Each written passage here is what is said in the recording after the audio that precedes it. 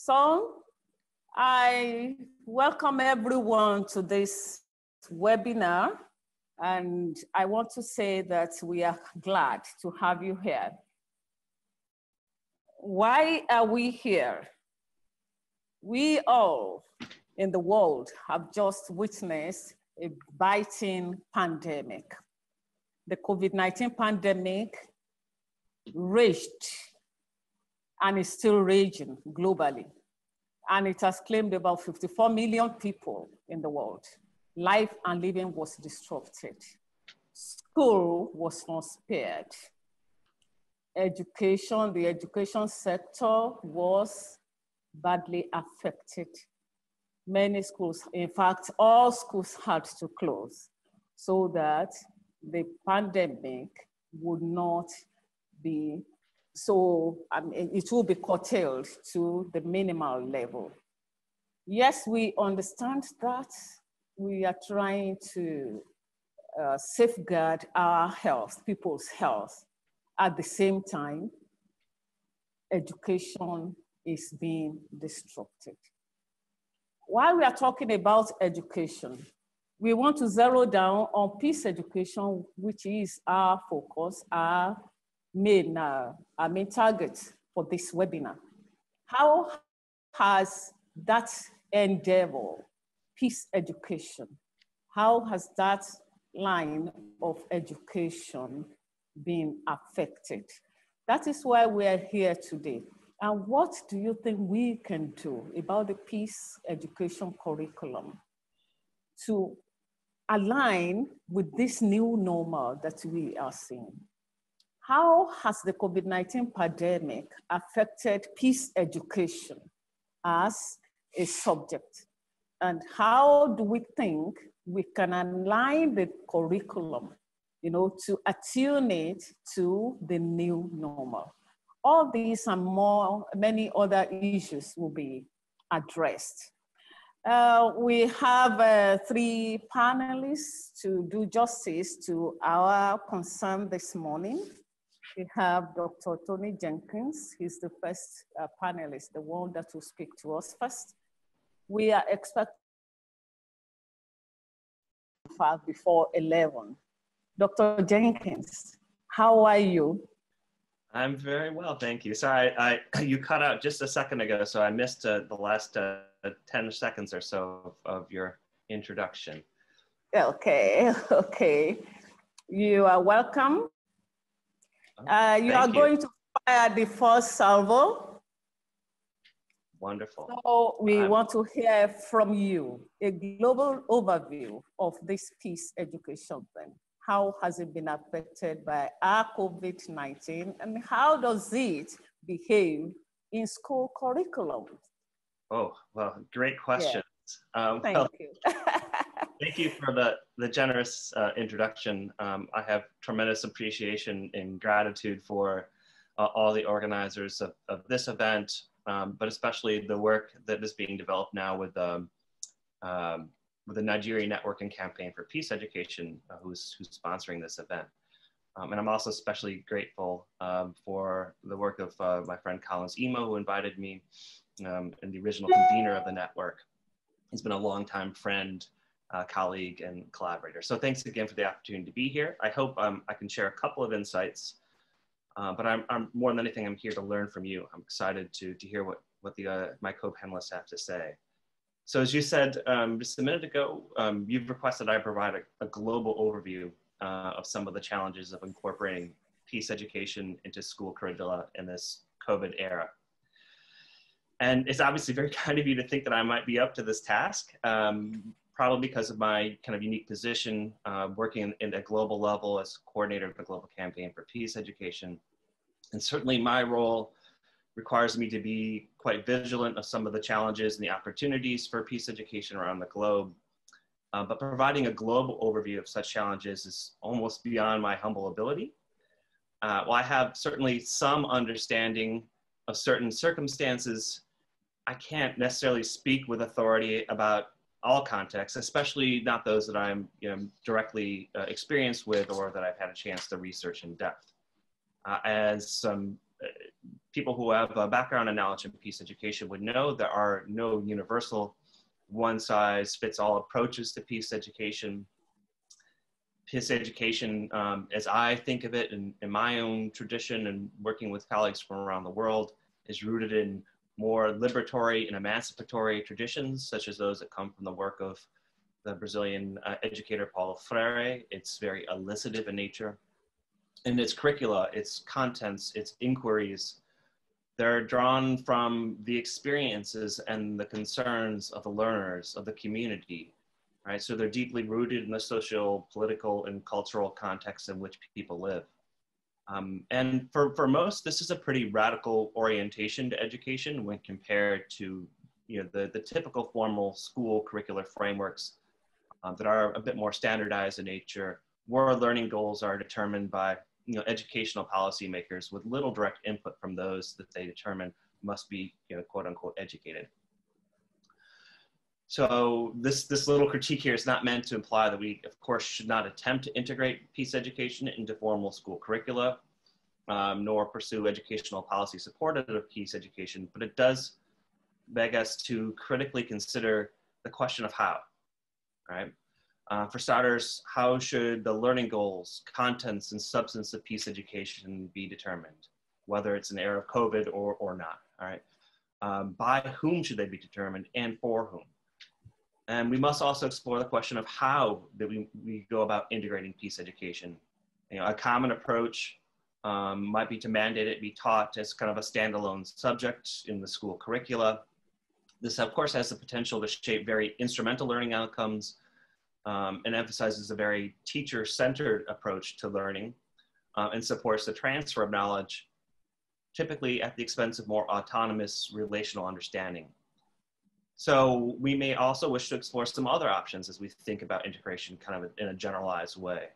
Many in the networks that I'm associated with see infusion as a more sustainable and pedagogically efficacious approach. So bringing the values and the principles of peace education to bear upon all the curricula. But maybe I'm getting a little bit ahead of myself here with these kind of big picture views and critiques and analysis of peace education.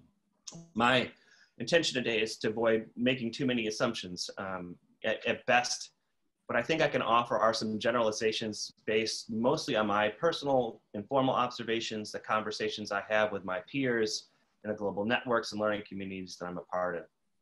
And again, while the task for me is to identify some COVID-related educational challenges, as a peace educator, one of my roles is also to ask and to explore critical inquiries that might help reveal some ripe opportunities in this moment for us to advance peace education into schools and teacher training institutions in whatever form that's most relevant to our various contexts. So let's start by looking at some really good empirical data on education impacts during COVID. Back in March, an ad hoc UNESCO research group identified that school closures at the time had already impacted nearly 80% of the world's student population. So the impact is pervasive. That put the number of students affected by school and university closures at that time at around 1.37 billion. So that represents something like 3 out of 4 children and youth worldwide. More recently, in August, the UN issued a report that stated countries with low human development are facing the brunt of school lockdowns, with more than 85% of their students effectively out of school by the second quarter of 2020. So this new report ups that total affected to approximately 1.6 billion students around the world. And the report, this is where it gets a little bit more difficult. It also predicts that some additional 23.8 million children and youth may drop out or not have access to school next year due to the pandemic's economic impact alone. All right, so not just related to the pandemic conditions, but the economic impacts that the pandemic has brought. One more observation from this report that I think we should look at carefully, and I'll quote it here. In the most fragile educational systems, this interruption of the school year will have a disproportionately negative impact on the most vulnerable pupils, those for whom the conditions for ensuring continuity of learning at home are limited, right? So this report reveals the most overt and universal challenge to education systems around the world right now during COVID. That the most vulnerable in our societies are the ones who are most affected by the virus and its disruptions to schooling. Now, my colleague, Betty Reardon, was exploring this issue back in May, and she wrote that the pandemic has fully exposed the fact that those at the bottom of the global socioeconomic ladder live in a state of regular systemic deprivation that makes them especially susceptible to harms from any and all catastrophes. So the socioeconomic realities causing this systemic deprivation are essentially pre-existing conditions of structural violence. So COVID has simply made it easier for us to make the diagnosis by bringing these symptoms to the surface, right? Using that sort of medical metaphor. As Betty went on further to explain in her article, she says the socioeconomic vulnerability is not chosen, and rarely is it caused by the vulnerable themselves. All right, so we might ask, how is it that these pervasive systems of socioeconomic vulnerability, how they become so resistant and normalized? And in asking this, we might want to look also at our curricula to examine how these inequities have been learned and in some ways perpetuated. So Reardon puts forth that a common root cause of all imposed vulnerability is a general tolerance of inequality, arising from a widely held belief that inequality, like other human problems, is simply a given of life. Is this something that our education is fostering? I'm just putting this forth for us to deeply contemplate, consider. So we can't overlook the reality that our formal education systems are deeply intertwined with economic systems. And all of our economic systems are rooted in various theories of social and human development that provide reinforcing rationales and justifications for various economic arrangements. We could look at one school of thought, modernism, which emerged in late 19th and early 20th century, which has grown hand in hand with industrial global societies. And while elements of modernism are associated with positive things, like progressive notions of self-consciousness, the underlying ethos of modernism is progress pursued through technology and human innovation. So it's a pretty broad evolutionary perspective, which is seeped into our curricula. It privileges very modern approaches to development over things like indigenous knowledge or traditional approaches. And undergirding this thinking is a very specific value system that views societal progress as based largely upon the vision of the West is the desired pinnacle of development and civilization. Modernism is informed by values of materialism and instrumentalism, where progress gets to be measured by increases in things like productivity. So we see these patterns of thought reproduced in schools around the world. I mean, that's a generalization, but I think, in the fact that we share this global system that adapts many of these traits that coming from this view of modernism, we can see that. And we can extend this kind of analysis to make broader connections between modernist thinking and the production and reproduction of cultures of violence. Prominent sociologist and peace researcher Elise Spaulding pointed out the dangers of this thinking. She suggested that society imagined as a perfectly functioning mechanism becomes a very attractive idea. Planning becomes the central function of such a society. Everything becomes doable, but authoritarianism and military organizations slip in easily in such an order. So again, I think we can observe aspects of this in examining curricula around the world. Modernism's end state, again, assumes some kind of perpetual progress. The thinking that guides progress for progress' sake is often accompanied by a lack of reflective thinking or ethical consideration, right? So, this view of thinking, this worldview of modernism, is dependent upon fixed ideas, such as things like the inevitability of conflict in our nation-state system, and a sincere distrust in human beings, being able to shift their attitudes towards each other and resolve their differences nonviolently. All right, big picture idea there. But what then are the opportunities that are being revealed now and opened up by COVID to potentially provide a peace education and response relevant to those who are the most socially and economically vulnerable with our global economic order. And I think one educational opportunity to counter this curricular hegemony might include adapting and integrating elements of education for sustainable development, or as we typically call it, ESD. Development education as a more general subset of peace education explores issues of social and political and economic inequality. And while education for sustainable development should be contextually localized, it is also global in scope. It supports the development of awareness and understanding of global issues and their impact regionally, nationally, and locally. But more specifically, education for sustainable development, as UNESCO defines it, empowers people to change the way they think and work towards a sustainable future. So infusing the values of equitable development into all curricula, math, science, humanities, it provides an opportunity to challenge the assumption that inequality is simply a given of life. And for those who are familiar with the Sustainable Development Goals, the 17 Sustainable Development Goals of the 2030 Agenda for Sustainable Development, which was adopted by all UN member states back in 2015, I think that framework has the potential to serve as a very generalized, adaptable, global framework for peace education relevant to most contexts. And while obviously all 17 of those SDGs, those Sustainable Development Goals, are relevant, peace education is particularly concerned with the achievement of goal number 4, which mandates inclusive, equitable, quality education and the promotion of lifelong learning opportunities for all.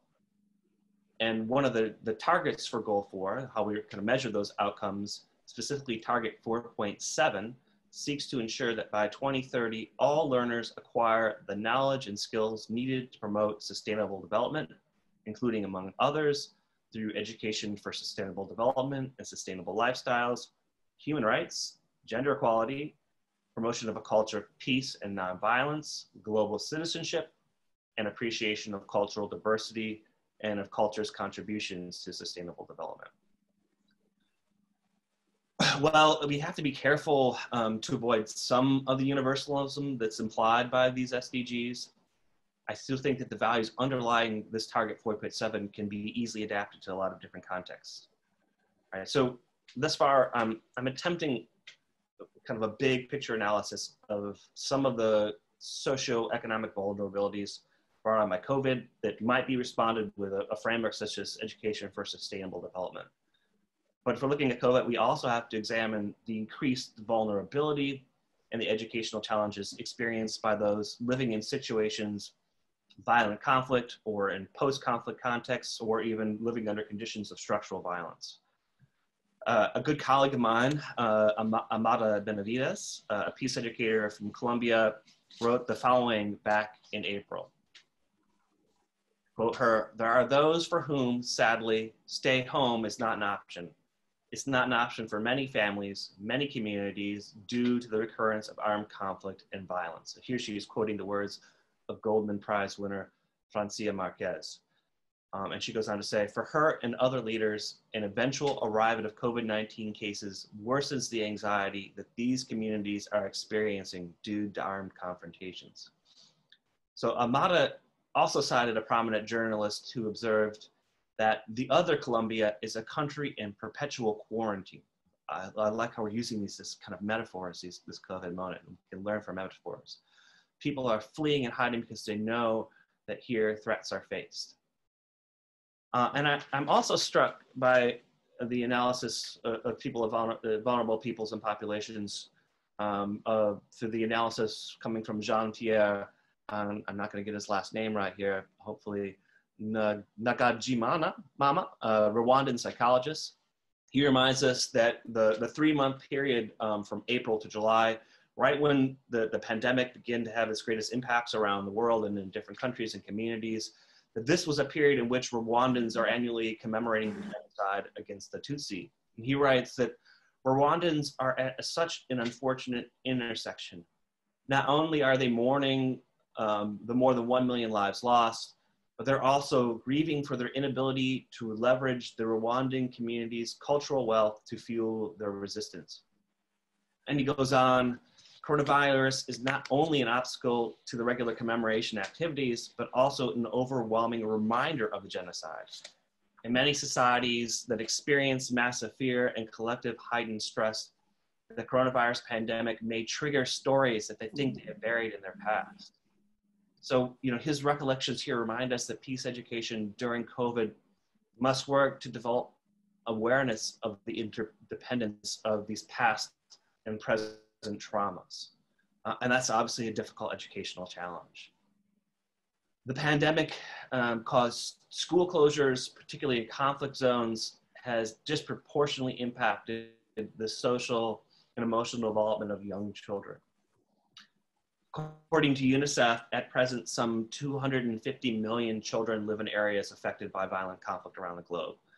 And these impacts are especially concerning for early childhood development.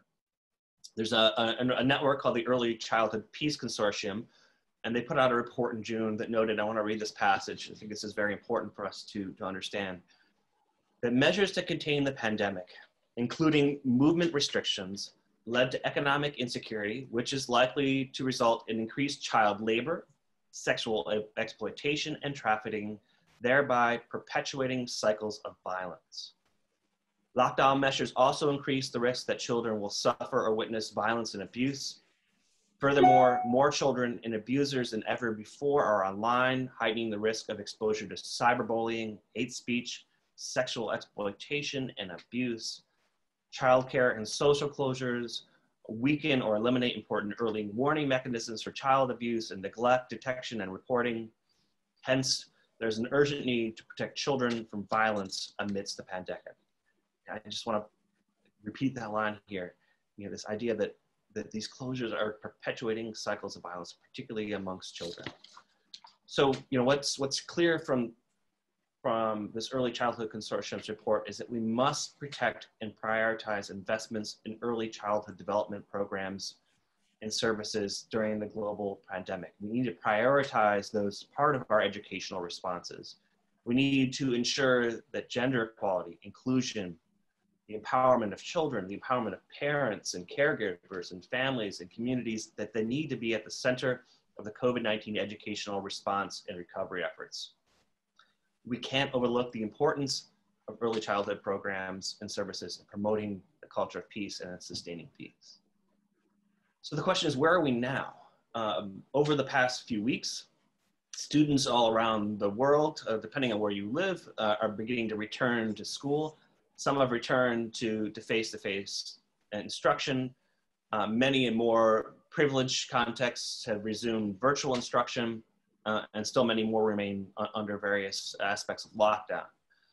Regardless of their situation, all students are struggling under the pressure of unprecedented challenges to their ongoing education brought on by COVID. Maintaining community safety and mitigating the spread of coronavirus is obviously in tension with the very kind of tangible mental health and economic and learning needs of students, families, and communities. And what we're seeing is many of the short-term educational responses to COVID, and where I can speak most comfortably about is analyzing those that I'm most familiar with in the context of the United States. They seem well-intended, but again, what I'm observing is that they're ignoring the impacts that these policies have on the most vulnerable, for whom access to meaningful educational opportunities under COVID is mostly out of reach. And again, access to those opportunities was probably out of reach to begin with, but now the gap is widened.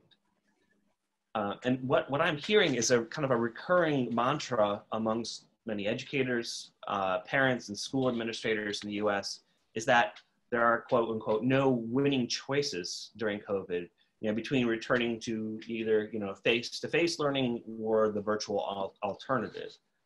And if these are really the only choices, I would tend to agree, but I think we can challenge this defeatist view a bit by expanding our pool of options. And that's, I think, one of the things that we need to do as peace educators. And while our schools obviously play an important social role and they need to protect and serve the most vulnerable, and indeed in many cases in the United States during COVID, some schools have been the only institutions that have been providing resources to those in need. They've been serving as food kitchens, as meal distribution hubs, and others. We also need to take into consideration the inherent inequality present in the vast majority of the world's formal educational systems. We can't ignore the pre-existing chronic underfunding of schools in vulnerable communities, nor the disruptions to schooling for those who are living in fragile, violent contexts. These are systemic problems, again, ones that existed before COVID, that have simply now become more and more transparent. And so while we should expect more from our public educational institutions, and we should push them, I want to caution us in assuming that the solutions that we're seeking will purely come from above, that policymakers are going to address these concerns. In peace building, we know that the most sustainable solutions are typically those derived from the grassroots, right, from the bottom up. And during this era of schooling under COVID, we might look more towards community-centered education solutions for peace education. Community-based and homeschooling cooperatives could help us spread the burden amongst parents, lessen some of the negative social emotional impacts that are brought on by isolation and virtual learning. And this is one of the ways, of course, that we are coping in my family right now. Actually, I just sent my daughter off today for her first day of preschool. She was enrolled in the school just before COVID. She just started schooling, but we don't feel comfortable in sending her back. We don't feel that the conditions are safe enough right now because we have some people in our family who in particular have pre-existing health conditions that could put them at high risk. And while we are relatively privileged, of course, we are challenged by trying to work full-time from home, provide childcare simultaneously, and also find time to support virtual instruction of our child. But fortunately for us, our daughter and her cousin, about the same age, are going to be homeschooled this year by an older cousin who happens to be putting off her first year of college while waiting for her university to return to face-to-face instruction. So this is one of the creative ways in which we're responding to it, and we're fortunate to have that opportunity. But such similar cooperative and kind of community-based approaches could be especially conducive to things like place-based learning, which is an intentional educational approach that connects students to real-world challenges rooted in the context of local realities, the place in which they live, right? So giving many of the pre-existing injustices that have been revealed by COVID, place-based learning could be especially beneficial to the pursuit of the goals of peace and social justice education. It could provide for meaning-making opportunities, engagement in immersive sort of project-based learning experiences that can really engage students and not just critical reflection on issues that impact them, but it could capacitate them to take action, to envision, to design, to explore solutions to problems of injustice and violence and conflict that are experienced directly in their communities.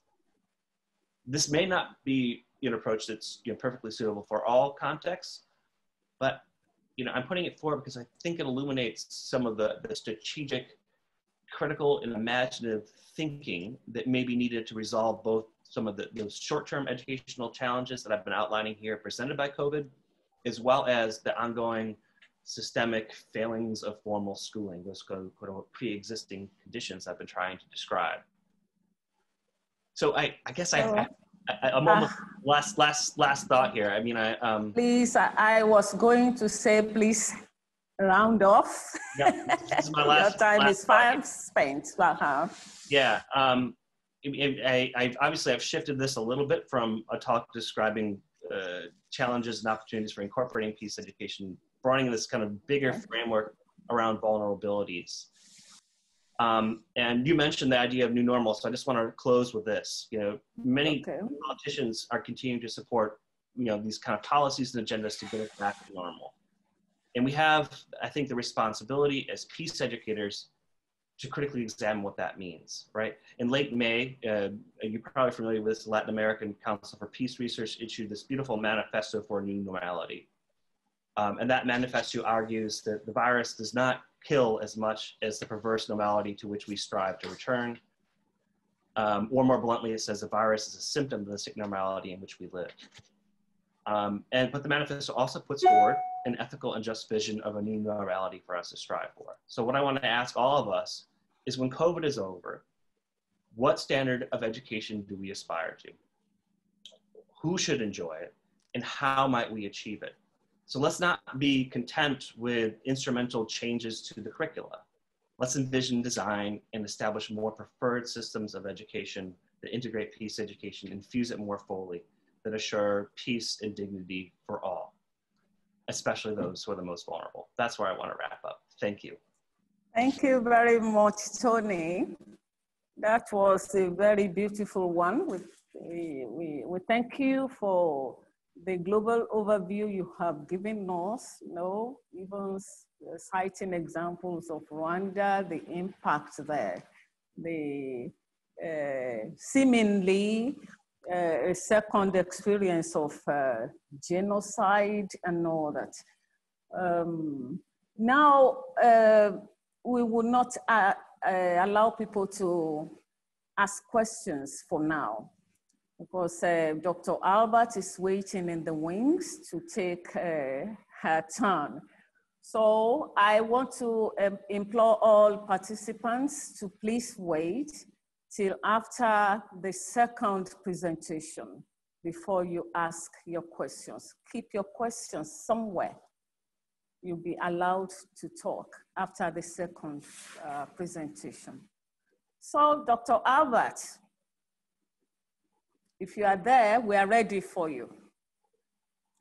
While she's preparing, I want to say Dr. Albert is a lecturer in Leeds University, Ibadan, and she's knowledgeable, particularly in peace education curriculum and also political science.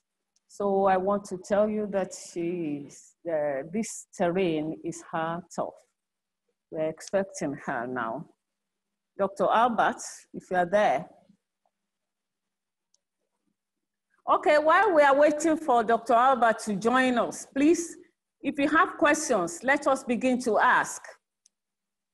Please unmute the participants who may have... Thanks, Doctor. There's a question already on the panel list. So Tony can take that first question. There's a question already for the panelists. Okay. On the question and the panelist chat, there's a question for them. And then there's a question for question and answer. Participants can just put their questions there and the panelists will take it. Okay, thank you, Collins. Can you read the question?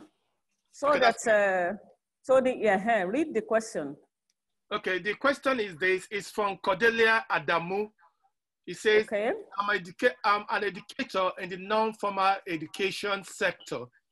We have experienced massive elder-farmer conflict around Nigeria, with particular emphasis around the central zone of Nigeria where I come from. What particular curricula can we use in the non-formal education sector to improve peace in communities experiencing this conflict? Are there webinars for this curricula to enhance learning for educators, learners in the non-formal education sector? Our education sector has also been closed, not only the formal education sector. So Tony, over to you. And Dr. Tobe, please welcome to respond as well. But I thank Cordelia Adamo for addressing the bigger picture here, that peace education is not only concerned with formal context, but also the non-formal learning. And it's disheartening to hear, of course, how even these non-formal sectors have been closed down due to conflict. And it's obviously, this is not a context I'm aware of, so I can't propose any specific curricular suggestions, but I think there are opportunities to, through non-formal education, to integrate methods of, in approaches of conflict transformation, training in dialogue and other approaches that would be very relevant to those contexts, where people could use those as tools to not only make meaning of the conflict, but also as constructive tools for to transforming the conflict. But I mean, that's, cannot be familiar with the context. That's maybe the best I could offer. But I think it's a wonderful question.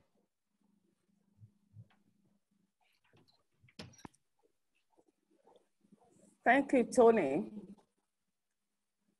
I'm sure Cordelia is well informed about what actions to do. But let me quickly add this, that the informal education, the informal education program is about the most popular around here, because in most schools you find that peace education is not embedded in the curriculum. It is either just mentioned under social studies or some civic studies and all that. And I think peace education has been thriving through the informal channel. And I guess that is where we should now focus. I want to tell you, Cordelia, that we are beginning to think about formulating curriculum, a standard curriculum, a curriculum that will be what every informal peace educator would be able to access and, of course, deploy in their different areas. We are looking at impressing it on the government too, to begin to see it as a very important issue, so that they could include it in the central school's curriculum, or that people can, I mean, children can have access to this education right from the beginning, I mean, from their early childhood. And that is what would guarantee, you know, the cultivation of the culture of peace right from the early childhood. So, Cordelia, we may need to talk later so that we will be able to look at these issues that are emanating and how we can jointly put something together. I'm sure Collins is looking, I mean, is listening and is seeing this as a challenge now. Thank you. Are there other questions? Yeah, there's Moji is raising up her hand, so I will just give Moji an opportunity to just say something quickly. Probably she wants to ask a question. Moji, you are allowed to talk. Okay. Yes, Oh, okay, just hold on. I think Dr. Albert is in. So Moji, just have quickly so that we can get Dr. Albert presentation. She's on right now. Okay. Okay. Thank you. I kind of just want to also commend the program. It's been enlightening for me. And I want to ask Mr. Tony Jenkins a question that how can we also measure impact in non-formal education?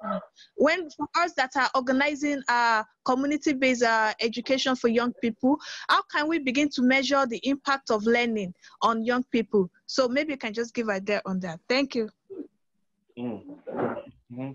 What we might do, Tony, please, we just got Dr. Albert. Let's listen to Dr. Albert and then we'll come back to you.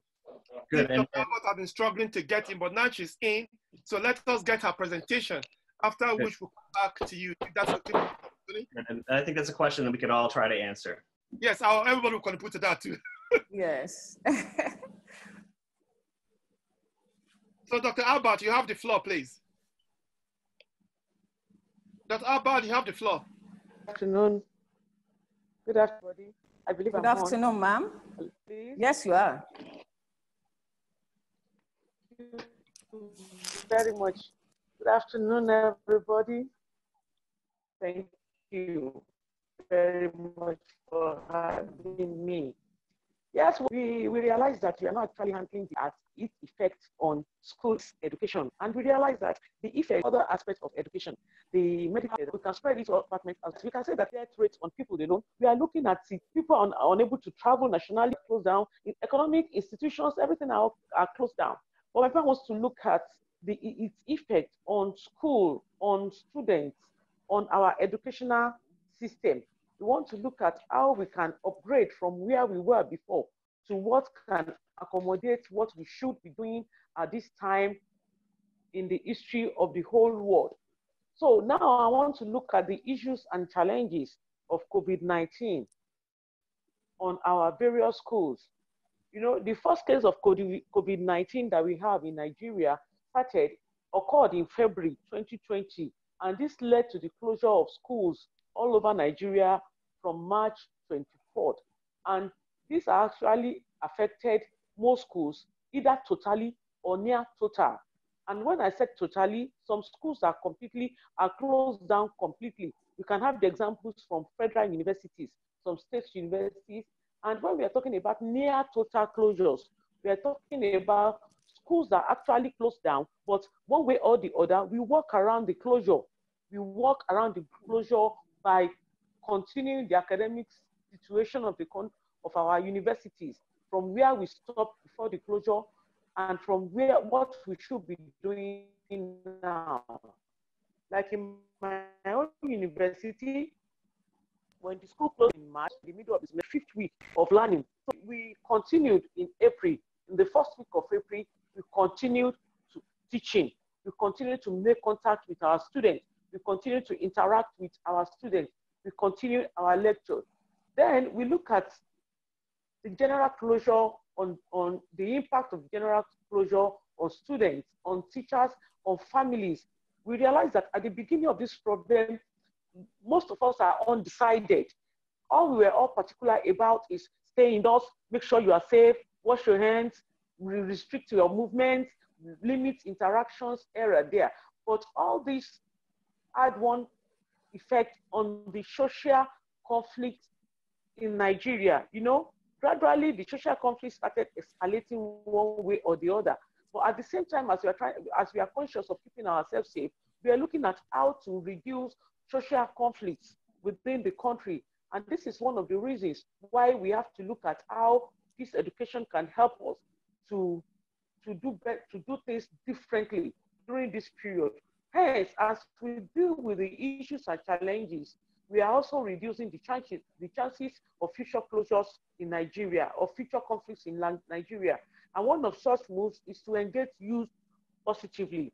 So one of the ways by which we try to engage youth is to look at how we can return to schools, how we can visit our academic system by not increasing the contacts that we have, by not increasing the number of infected people that we have. But having said that, we still have to engage our students academically for them to do something positive. So I move on to implications of lockdown. What are the implications of this lockdown within the system? And one of these implications is that most of the things that we do before, we cannot do them again. Like the kind of teaching that we have in Nigeria is the face-to-face teaching. We are familiar with having interactions with our students, but now we cannot do that anymore. Then during this lockdown too, students are faced with the challenge of not meeting up or not completing their academic session within the required time they should have. And this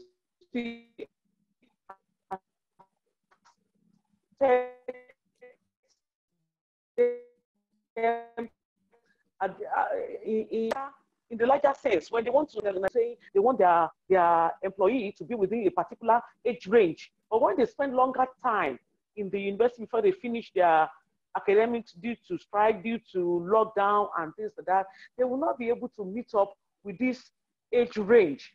And this will lead to unemployment within the system. Then we look at markets too, not opening. We look at so many conferences, meetings, trainings, seminars, all this could not hold because we have been restricted from moving around. So many things I've already lined up to do. We couldn't do all this again. Then we have the system. We have the present system, which offers new opportunities for us. You know, our graduates can now earn money. They can earn money by working online, by working from their home. They can even learn more. They can even earn money by even training people on how to use most of these social lines, you know, those social medias. Most of these youth, most of these students, they're able to make money in training people how to connect, how to use all these social platforms too. So we realize that we are now in a system that is concerned with digital technology. And we realize that most of our youth are savvy. They know how to use most of these things. So they have the opportunity to earn extra money during this lockdown. So in essence, I can say that as we have some disadvantages, we have advantages too that pay off during this lockdown.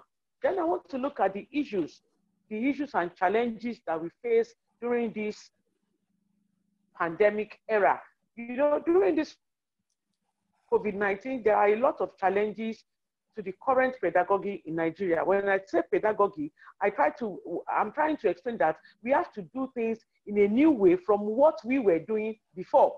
Before, we always have physical contact with teaching students, but now most of these teachings are done online now. Like in my school, when we moved to the new normal, we started teaching on Zoom, we started teaching on Google Class, we started using WhatsApp, we started using various forms to reach out to most of our students.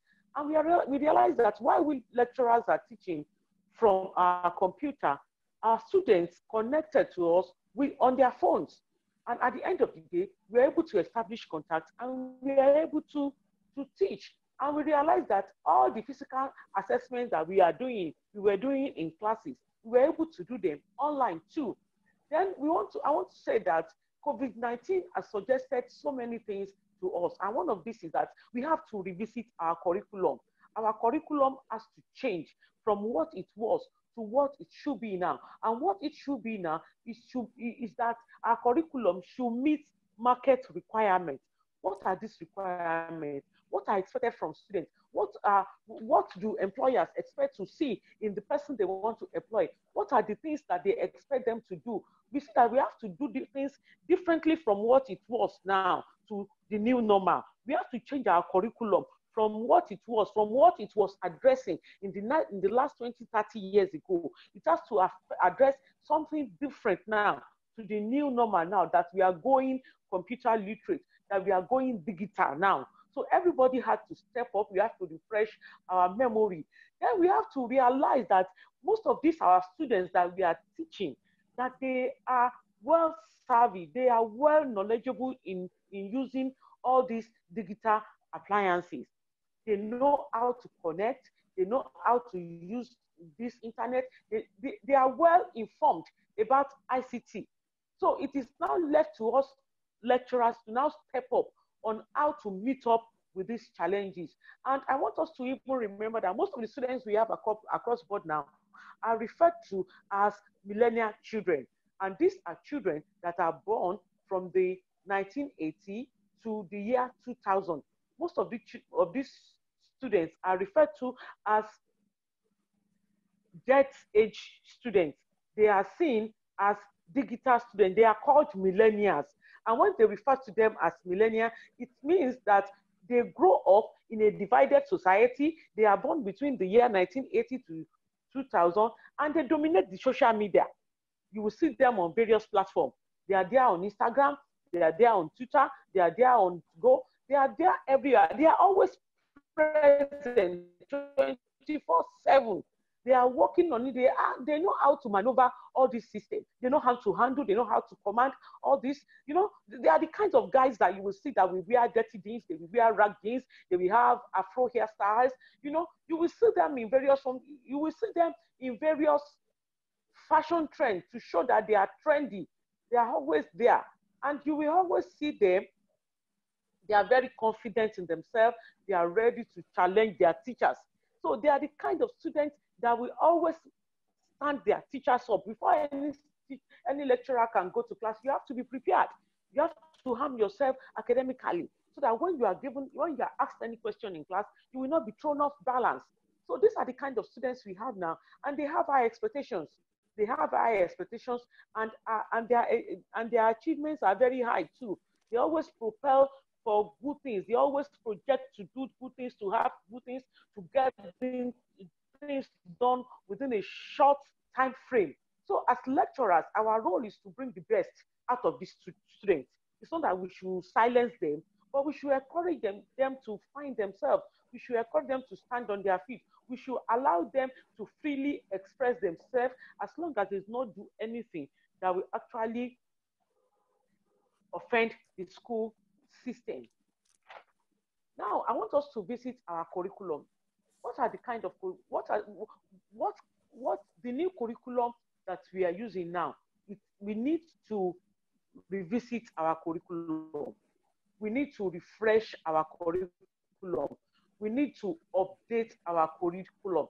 And when we are updating our curriculum, we must put at the back of our mind that the present curriculum must be post-COVID-19 periods, where more ICT and students are ready to work together. That is, both the lecturer and the student should be ICT compliant. We should be ready to advance in technology. We should learn more. We should be ready to be able to manipulate, how to command the system. We should be able to reach out to our students, and even to do everything we believe we were doing in class. We should be able to do it on the system, because it is difficult to examine.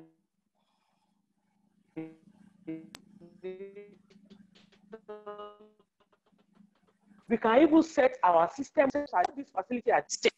We should stand it of using our system. Then we should look at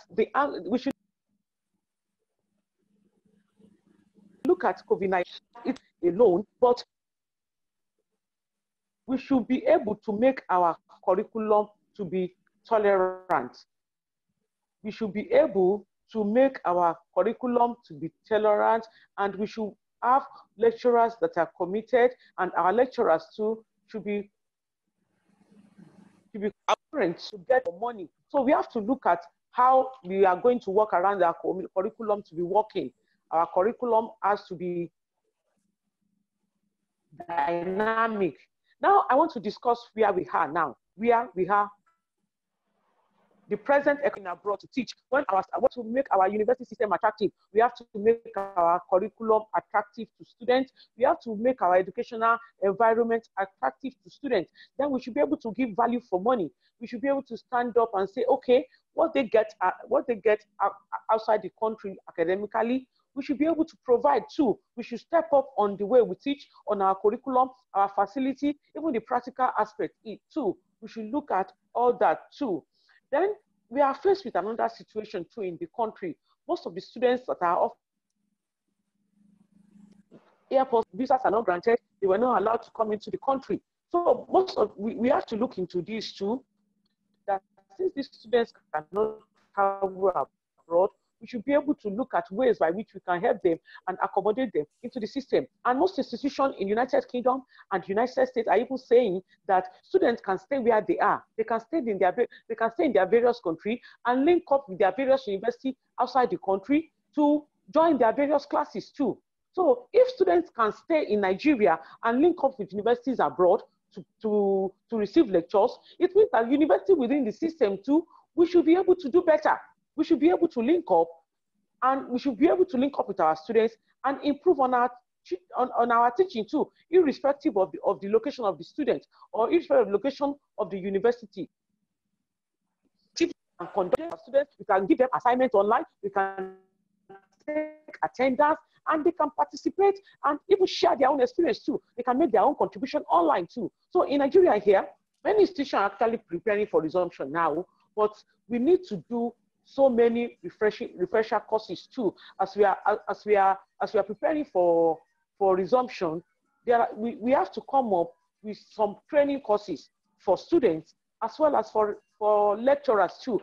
And we have to make some of these materials, that is, these digital technology. We have to make them available. We have to make them to be within reach so that there will be communication between the students and the lecturers while we are preparing for resumption. Now, I want to share my own personal experience. That is, I want to share how my university worked around our academic experience during this COVID-19 period. We were in the middle of second semester in my university, and we were in the 6th week when we were asked to lock down. And we had to look for ways to continue teaching so that our students will not be idle, and most students have already paid. So we have to give value for money too. So we look for ways to engage our students, and most of them, we try to connect with them, we try to contact with them, and each lecturer was able to establish a classroom, either through Google Class or through Zoom.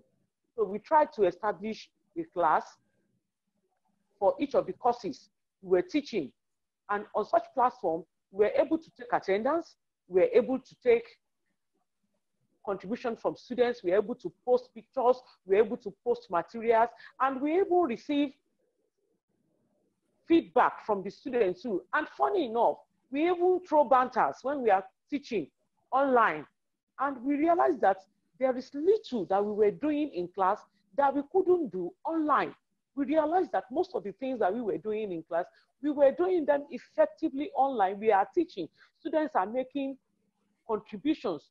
Students are sharing their own experiences too. Then we are able to do more. You know, we are able to attach materials, we post materials, we do video attachments to even explain issues better. And we realize that there are feedbacks. We are making progress. We are able to sign assignments and grade assignments, and we return to if we are using digital platform to teach our students. Then some lessons that we are able to, that we recorded during this period is that lecture periods are time bound. Now when we have 1 or 2 hours for lecture, we stick to that time. And within that time frame, students come on board. We know the number of students that are present. We know those that are absent in class. So we're able to stick to the time frame. We're able to teach the students as and when due. And we're able to, when we are the time of lecture is more than 2 hours, students were not concentrating again. So I was able to record that once teaching is over 2 hours, students will not be concentrating again.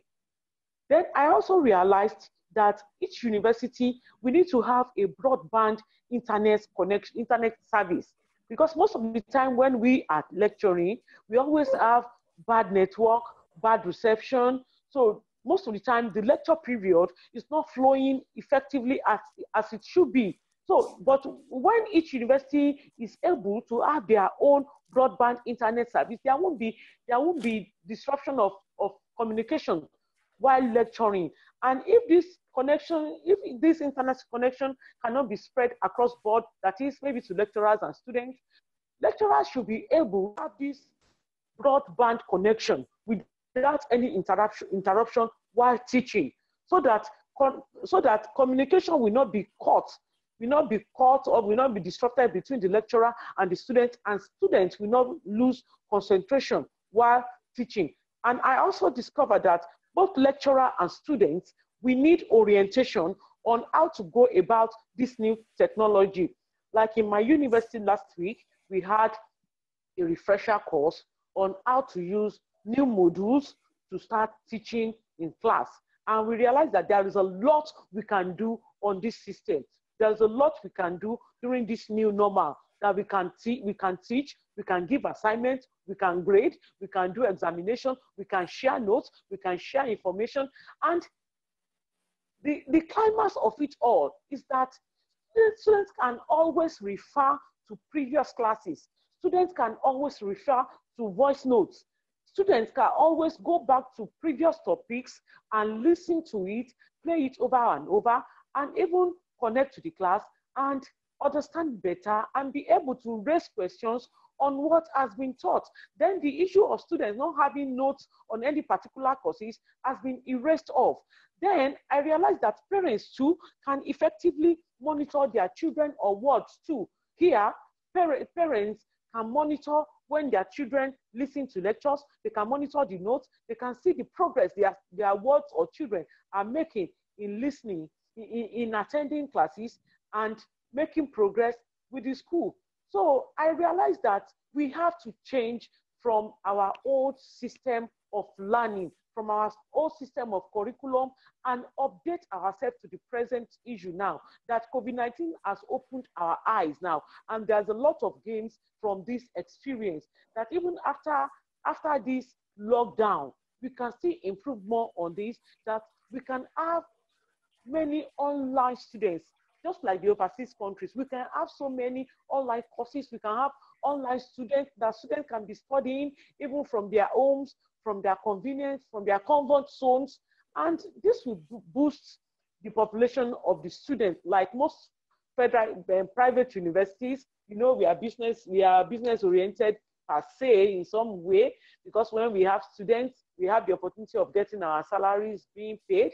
So at the same time too, we are able to impact positively on the society, because most of the things we are doing now, the federal universities and the state universities should come to private institutions to come and learn from what we have done, because we have so many private universities now who have already done their matriculation, some have already done their convocation online, and to us, it seems as if we have not lost anything at all, that we are making progress. And presently now, we are preparing to even resume to start a new session. So we have learned a lot from COVID-19, and I believe that as we are trying to revisit our curriculum, we should update it to the new normal so that our students will be marketable. I thank you all for listening to me. Thank you very much. Thank you very much, Dr. Albert. Thank you for the hands-on you have given us, particularly those that are relevant to this COVID-19 and the need to realign our curriculum, our peace education curriculum, to fit into the new normal, the post-COVID-19 era. It has been a very great time with you, Dr. Albert. Now, I want to crave your indulgence. Moji, in particular, who had asked a question and who was expecting a response from Tony. I want to say now that Moji should still wait so that we can let in Mr. Owanga from Kenya. Mr. Owanga is a civil servant in Kenya in the Ministry of Education, and he works in the curriculum department. So he will be sharing his experience there, in Kenya with us, so that our horizon will be broadened more about how it happens in Africa and what we should be preparing to do this post-COVID-19 era. Thank you. If you are there, Mr. Owanga, we are waiting for you. Good afternoon. Good afternoon. Can you hear me? Good afternoon. Yes, I can hear you. Good afternoon. You are welcome. Thank you very much. Kenya? Sorry for the delay. No problem. We are glad you are here. Yes. Mm-hmm. I want to share my experience, country perspective. Okay.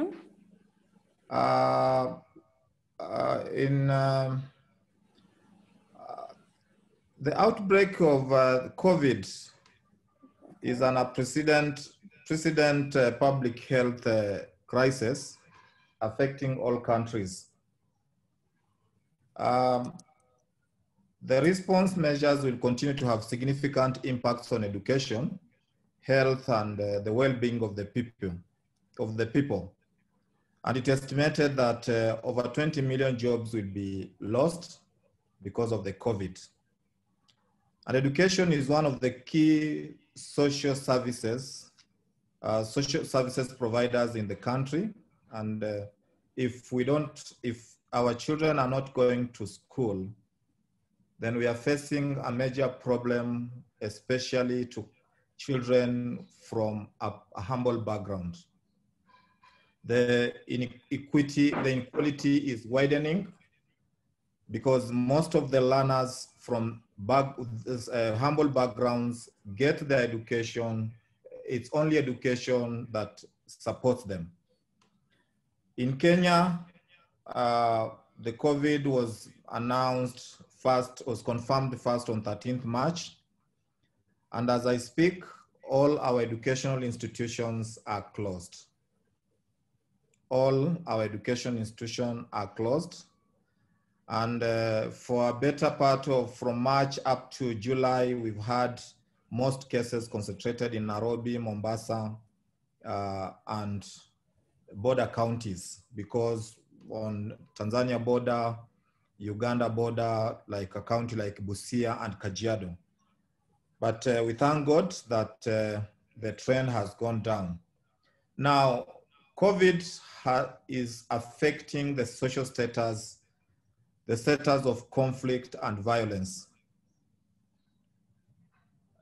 We now have blame game in the country. We have discrimination. The learners, like in our country, were depending solely on, there are some learners in ASAL areas that we were depending on school feeding. And sometimes it is that food that they also take at home because they come from humble backgrounds. And it has also brought in what we call limited space for development of global citizenship, because over 6 months, over 3 months in the country, we could not move, even from county to county. It has also brought the widening socio-economic division, where the poor remain the poor, especially from the informal settlement, and also from ASAL areas. It has increased gender-based violence. It has also brought in a new risk to cyber attacks and ideological indoctrination to the learners. Because now learners, most of the learners who are not in school, they are now at home, and sometimes the control of what they see on the internet might be a problem.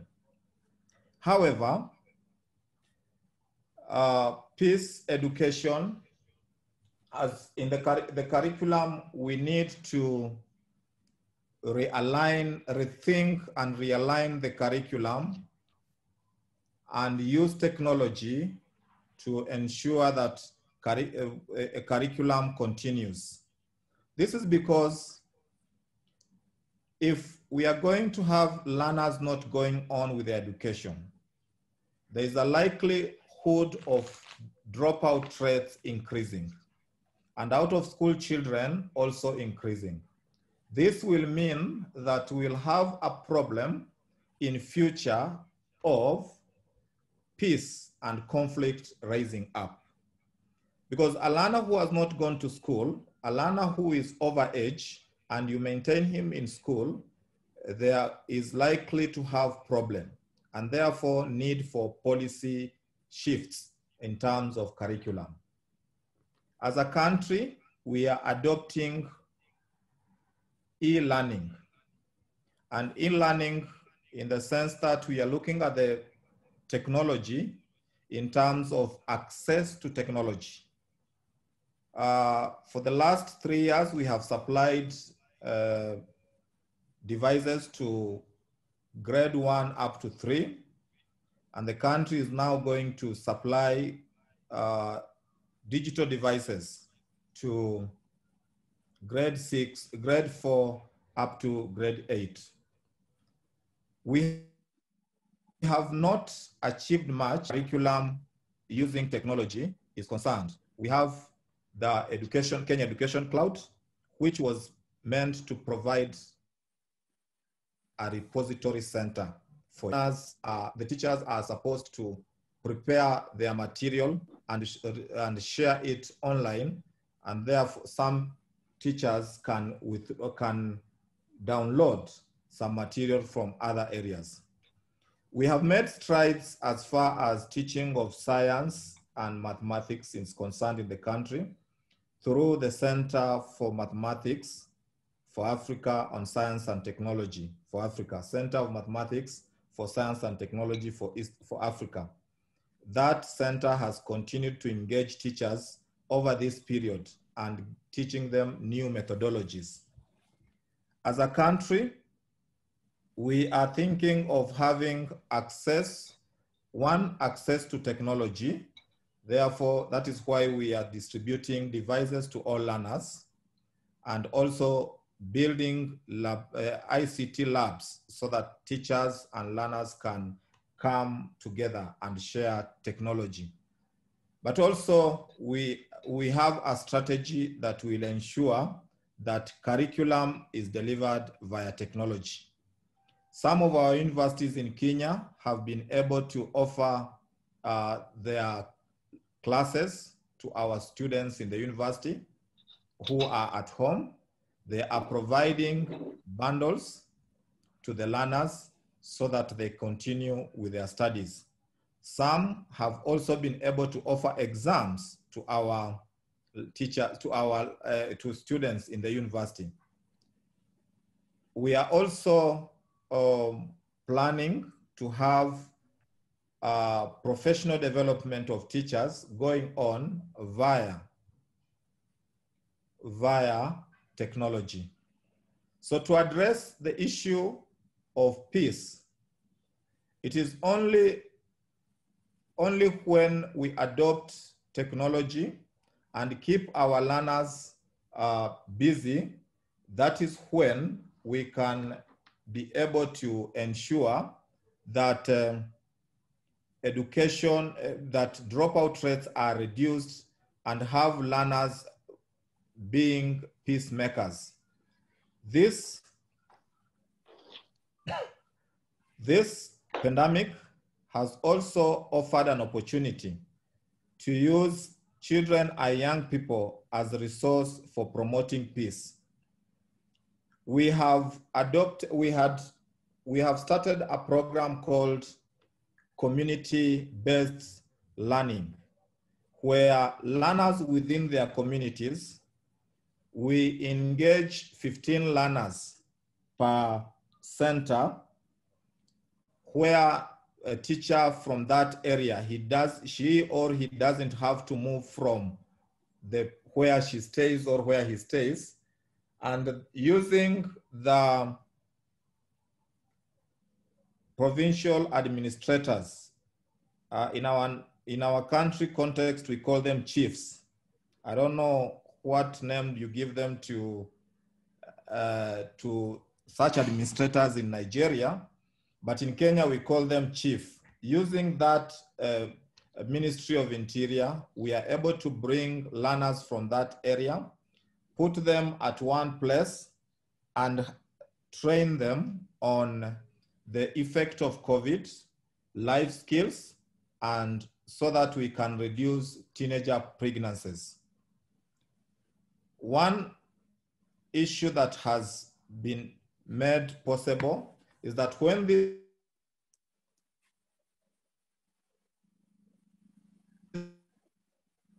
learners come together, they are told to take their children to a certain center that they are getting education. And not now the curriculum, but for now we are training these learners more so on what we call life skills. And this has helped us to promote peace among communities. COVID has also provided an opportunity to provide social services to areas that had conflict. For example, we have provided, we've got well-wishers going to certain regions to support by providing medical care, by providing food, because most people could not travel to do, most people could not travel, most people could not be able to do their work because of COVID. And that has brought a new dimension in the country, that people now are able to combine their efforts and see that certain community, certain group of people are not able to work. How do we provide social services to them? And that is, we cannot say that COVID has totally a negative impact, but also it has brought in another dimension where people now are coming together to help one another.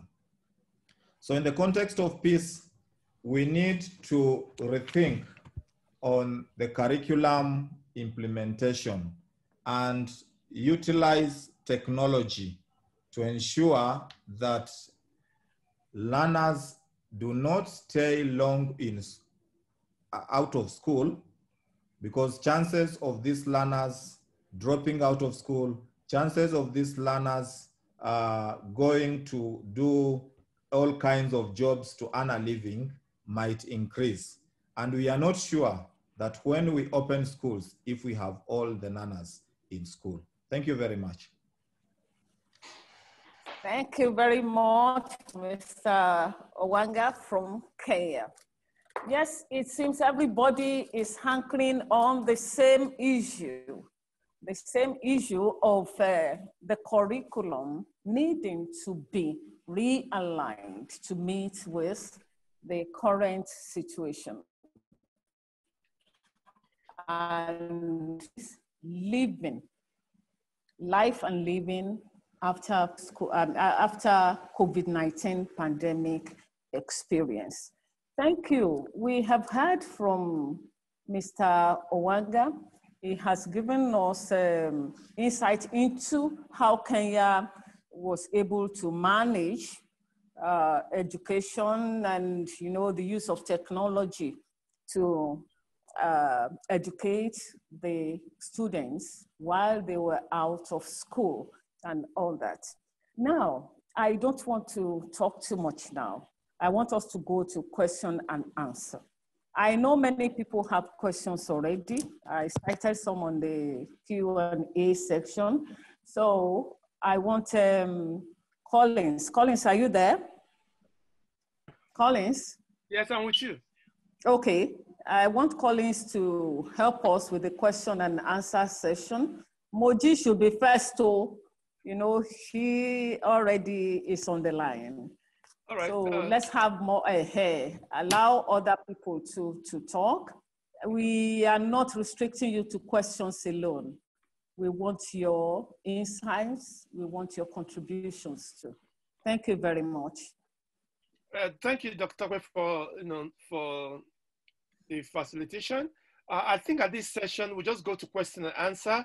Moji has asked her question, but yes. Moji, if you're still here, I would like you to repeat your question again so that all the panelists can take your question.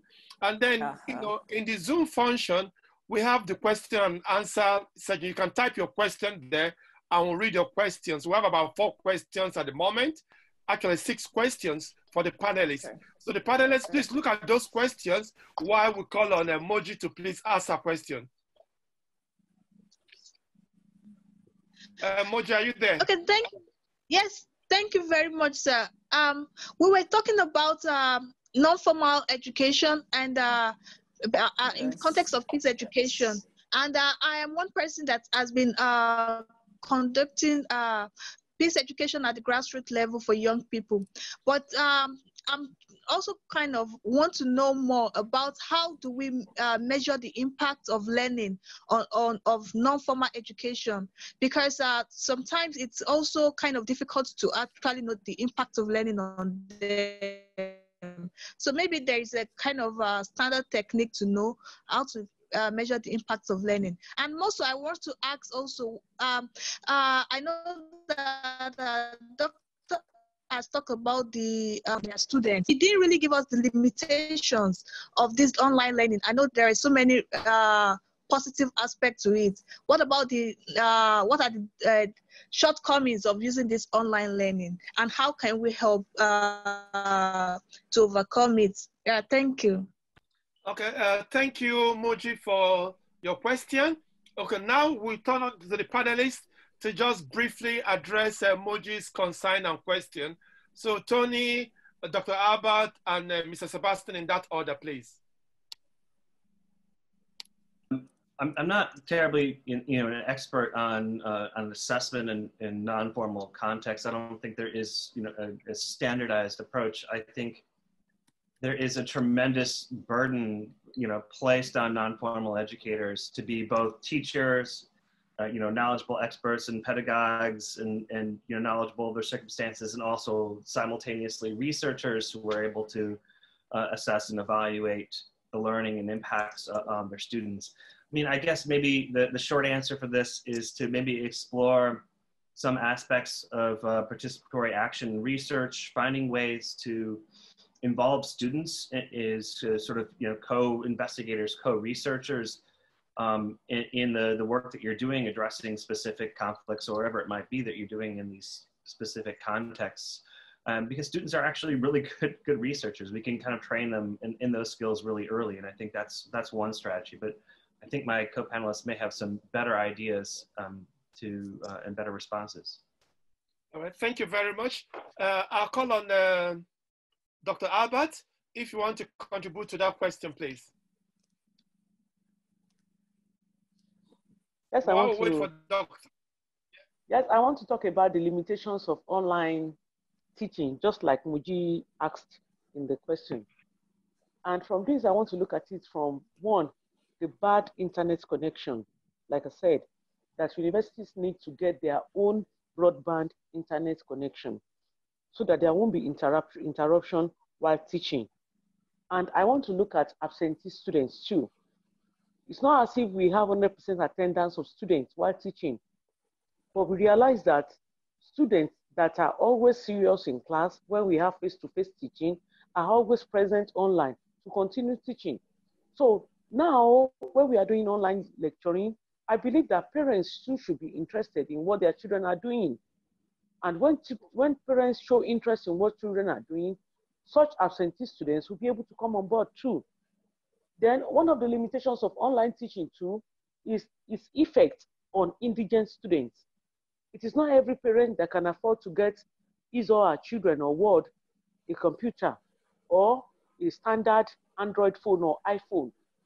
But we realized that while lecturers were using computer to reach out to students, most of these students are connecting with their phone. So most of the things we can do on our computer, we can get it done on our phone. Then indigent students too, by the time we spend 5,000 Naira thereabout, we realize that we can get cheap phones that can even do most of these connections too, where lecturing can be done effectively. So we realize that most of these problems that we are encountering can be easily solved when we put our mind to it. Thank you. Yeah, thank you very much, Dr. Albert. Dr. Albert have just shared her experience, in the university community. And the reality is that the limitation in the university community is also the same limitation when you educate, in the communities. Because, if you're not going to meet face-to-face, there have to be a platform to connect. And if those in the community don't have that platform, then there is a problem. So thank you, Dr. Albert, for bringing those out to us. We call on Mr. Sebastian Owanga to please address the question briefly. Mr. Sebastian, please. Thank you. I would want to start by asking a question, ask ourselves a question. What is non-formal learning? UNESCO standards and as per SDG, all learners must be in school. And is it the curriculum that it's non-formal, or is it the infrastructure that are non-formal, or what is this that we call non-formal? That's the question that we need to ask ourselves. And to address to Moji's question, the impact of learning on non-formal, once we answer the question, what is non-formal, because most cases in the informal settlements, that's where people come and say there is no space, let's have these learners be taught in this forum because they cannot afford. Yes, they might not, they cannot afford, they might not be able to raise money, but it's the government obligation to offer education to its citizen. And therefore, they must now come up with proper programs to ensure that there does not exist a non-formal center, because there is nothing that we call non-formal. The curriculum that they are offered is the curriculum that any other person is offered in the regular schools. And what should happen, there should, on my opinion, impact of learning. Yes, there is a negative impact on the learning, because these learners will move out of school, go do some businesses, run, do some errands, look for money, look for what to feed their siblings. Then you offer them curriculum that is flexible. To areas like those people who do the pastoralists, the boys will go and herd cattle all over. Then we'll come at and say that we need to offer a curriculum that will. So countries like us in the country, how we have addressed it, we have now come up with a proper program to ensure that learners that are in formal settlements are offered curriculum like any other citizen in this country. Because the curriculum they are offered, they will go and compete for the job market like any other person. And if somebody is an adult and still wants to get education, then he goes to what we call adult centers to acquire his education. So my brother, the non-formal centers as a bill of right need not to exist in this 21st century. Thank you. Yeah, thank you, Mr. Thank you, Sebastian, for that. I have something to add to that, if you permit me, Collins. Oh, please, Dr. Takwe, please go ahead. Yes, of course, non-formal education exists. Any education that is not offered within the four walls of a school, that is offered outside a formal environment, is what we call non-formal. And you will see that this is what many NGOs engage in. They go out into communities to educate people. It is a form of education. What we are now saying is that that kind of education too needs to be regulated.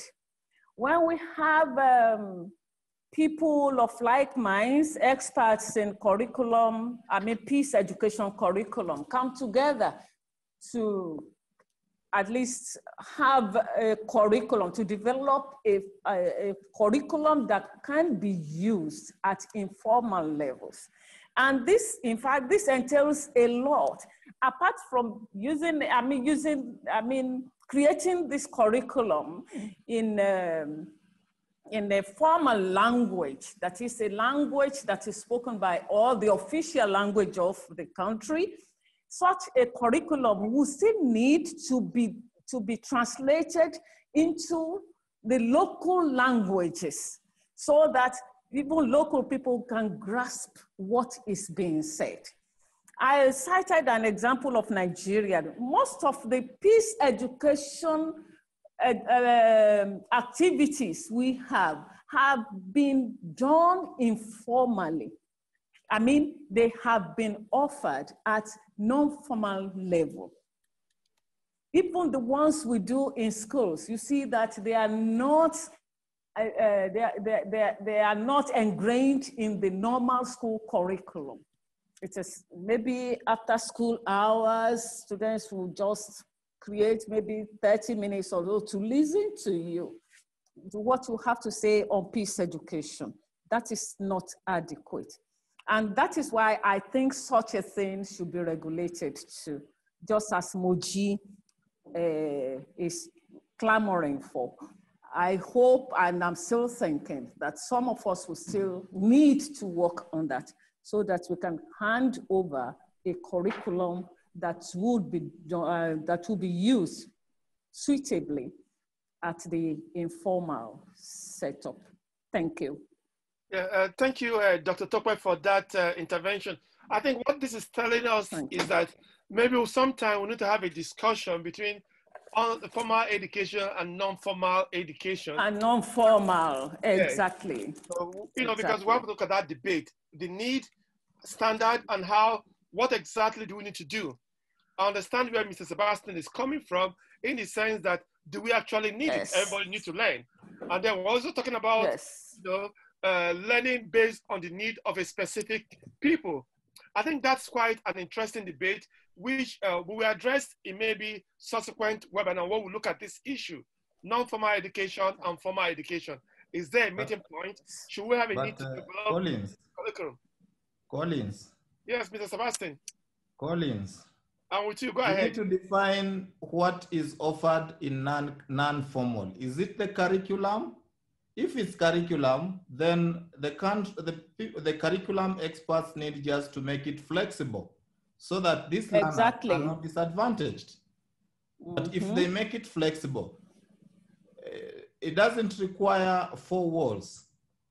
It doesn't require 4 walls. There are some people who studied under a tree.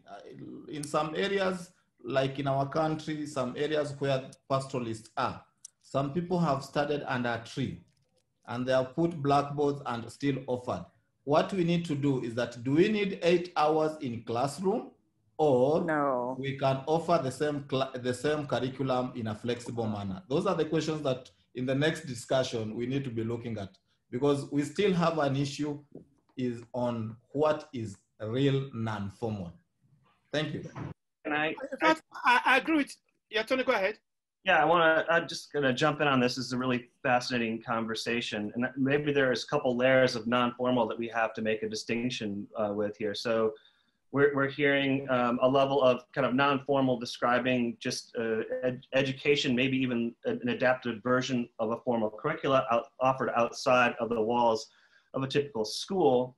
But I think in the context of peace education, and I think this is what you were getting towards, Collins, is that oftentimes the non-formal work that's happening and conducted by NGOs isn't necessarily about seeking to address the formal standardized curricula of a country. It's more about addressing unmet needs that oftentimes that curricula is not dealing with.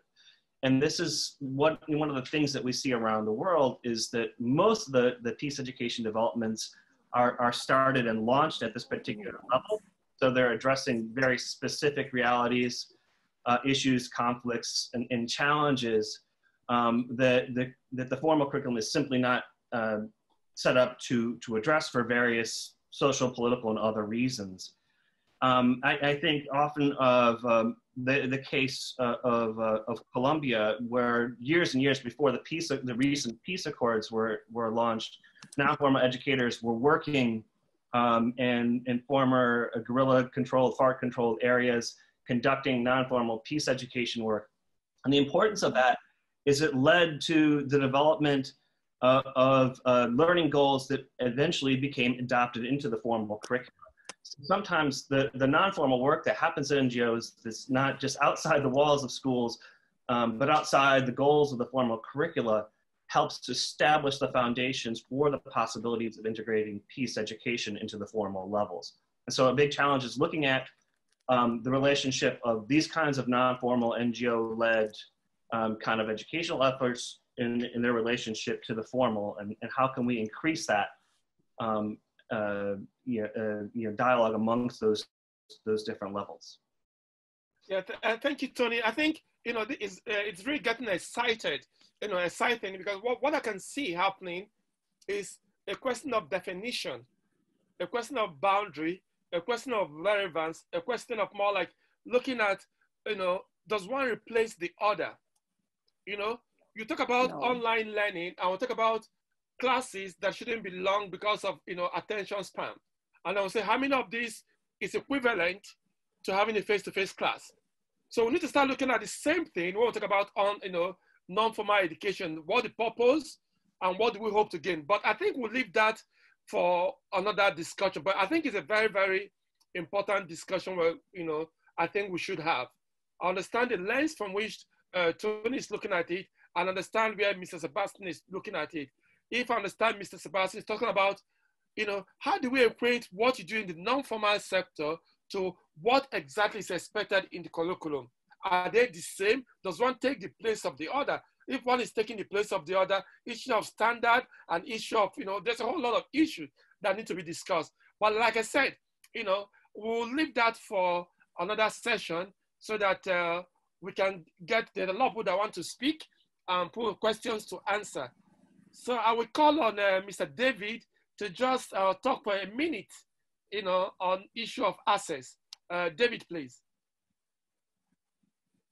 Hello, David Snyder here. I'm actually on faculty at William Patterson University in New Jersey. And I'm just showing some personal observations about accessibility in as much as it relates to some people with different learning styles, the discussion on, as well as different physical abilities, which also changes with COVID-19. I've had students who are sick, who've been sick with COVID-19, and they've not been able to follow lectures visually, but they've been able to use the phone and listen to lectures. So the switch to an online curriculum, in some ways it's helping some students who may have different abilities because they're able to use accessibility software or other accessibility aids in a much more seamless way than having to be in class and listen to a lecture they might not be able to hear well, or follow visual aids they might not be able to see well.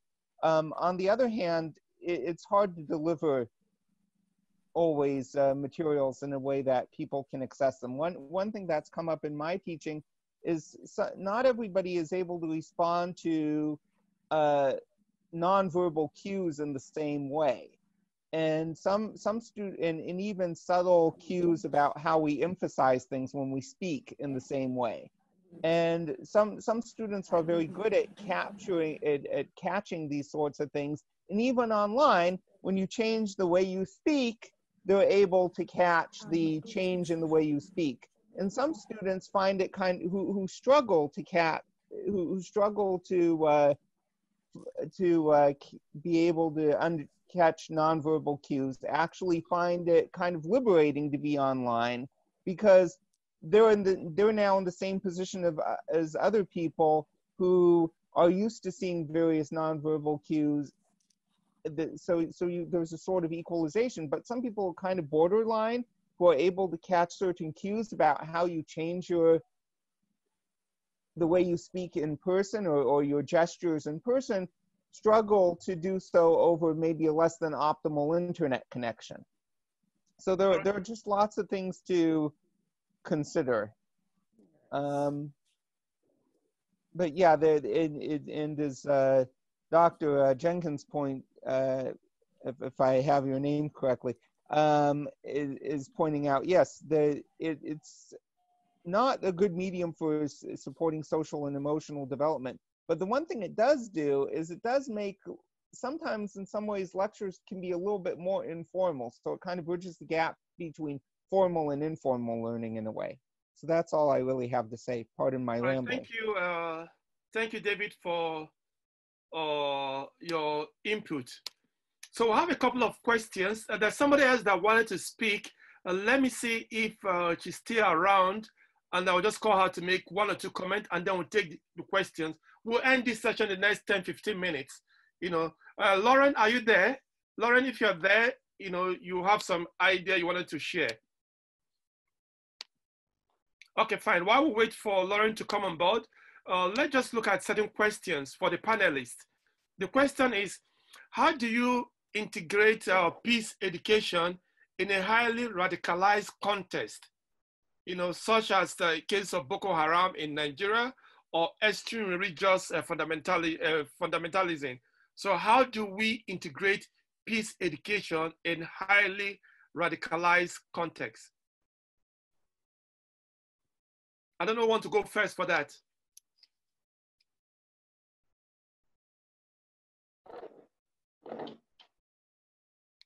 Dr. Albert, you want to go first? So we're talking about, how do we educate for peace in a radicalized context, just like in the case of Boko Haram in the Sahel region, where we have, and then of course, we have a whole lot of issue of radicalism in East Africa and the Sahel region. How do we educate for peace in that kind of session? Just briefly, thank you very much. Peace education is not a magic, or neither is it a miracle. It is actually a gradual process. It is a learning process. So it has to come. We have to use every opportunity on board, no matter how radical the situation may be. We may use peer group, we may use to reach out to this radical group and to teach what peace is. And it is all about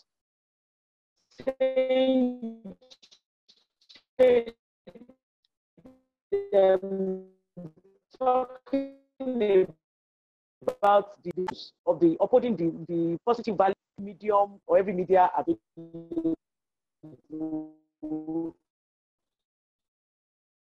to get these people, to let them. It's about a change in idea, a change in orientation. So while we are doing this, we try to use the medium in which they believe in. And most of the time, we see that in for Nigeria, it is always about religion. We respect and we reference our religion. So we can come in through this to preach them that peace education can actually give them a new form, a new forum by which they can express themselves. Thank you.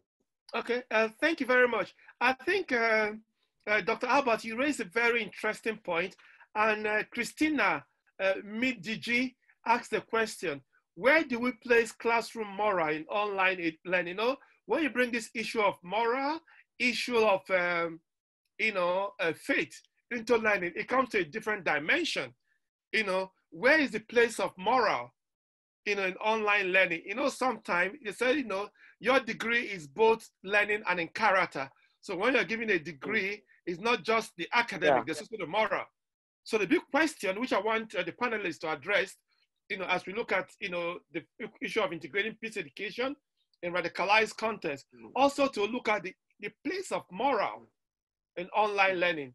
Mr. Sebastian, I don't know if you want to take that. Yeah, Mr. Sebastian, you're on. Where do we place moral in online learning? That's a very tricky it's a deep question. Very tricky question. Because online learning has also its own integrity issues. The privacy of the information that you are offering to the learners is also very key. How do you sustain the security issues? And how do you ensure that the learners that you are teaching, wherever they are attending class? Because some can be on, they put on the laptop or the phone and continue with their business. Then you are there lecturing. So it's a tricky question. But what can be done is that you limit the number of hours that you are offering your lectures. Mr. Sebastian, are you still on? So you ensure you can put a security measure, which can, you can put on security measure that can be able to have learners registering as you are offering lessons and give assignments? But it's a very tricky question. Thank you very much. Lauren, do you want to say anything? Let me also address the earlier question on how can we teach values on a radicalized environment. Okay, go ahead.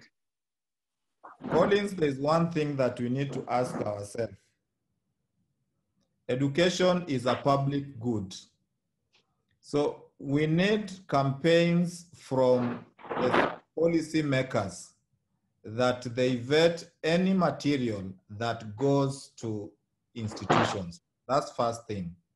Two, use the platforms that you can access the learner, those platforms like Madrasa, like Duxis, like for Christians, we have the Sunday schools, to impart some of the offer value-based education, not only at school, but using such platforms. From there, you can change, because once you change the learners at that tender age, then you are able to offer values and peace education to these learners. Thank you. Yeah, thank you, Sebastian. I think that's quite a good point. You know, looking about the integrity of the whole process, you know, to be sure that you're not talking to yourself. Why you think you're talking to a class of 50, 40 persons, 30 persons, maybe just 2 persons. So issue of assessment, issue of integrity of the system is very important. There is a question here, which I think is quite interesting. You know, looking at presently what is going on in the world, should countries fully entrench online instructions and assessment going forward?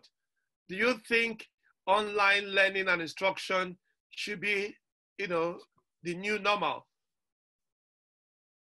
So Dr. Tony and Dr. Albert, one minute. Thank you very much, please. To teach online does not mean we are going to face-to-face contact with lecturers in school. It's just that maybe we have 60% online teaching and maybe 40% contact with students. So it's not as if we are going to negate face-to-face contact too. We have a situation where students will come up to the university environment to interact with the lecturers, to interact with colleagues too. So teaching online does not mean that students will not come to have physical contact or to interact with their lecturers, maybe in teaching or in administrative work or in consultation, as it may be. So one is not actually going for the other. But what we are saying is that it is not the regimented face-to-face teaching that we had all along, that we should be able to incorporate this new normal too, that when this is not working, this will definitely work, so that educational system will not be closed down totally, because we need knowledge. For any country to move forward, we need knowledge, and we need to share knowledge. Thank you. All right, thank you. Dr. Tony, 1 minute, please. Yeah, I think based upon what David and some others have said, I really think that the online learning is sort of a stopgap measure right now. I don't think we've had a chance to step back, breathe, and reflect to think about how we can adapt it pedagogically to address these issues of inequity that are inherent in it, structural access issues and others, nor the social emotional development aspects that it just isn't really terribly effective at addressing. And I just want to also take 10 seconds to respond to the question about integration in a highly radicalized context. There was another question that was in the chat from Cecilia asking about, should we make versatility, adaptability, and resilience goals of peace education? Absolutely. I think in the context of crisis, what we know and what we see around the world is that these are moments where people really begin to appeal to fundamentalism because it provides clear and concise answers in moments in which we're dealing with difficult traumas and really challenging life events. So fundamentally, I think we need to find ways for peace education to be more clear about that.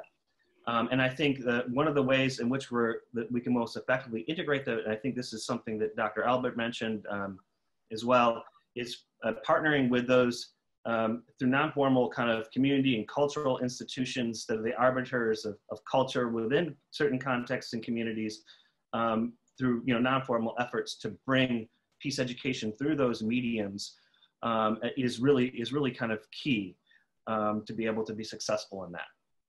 All right, thank you, Tony. Well, I just call on Lauren to briefly, her hand is up. Lauren, you have just 1.5 minutes to make your point. Thank you. Can you hear me? I just have a brief question. Yes, we understand this global pandemic coupled with the transition to online learning is certainly impacting our students from primary to secondary education and beyond.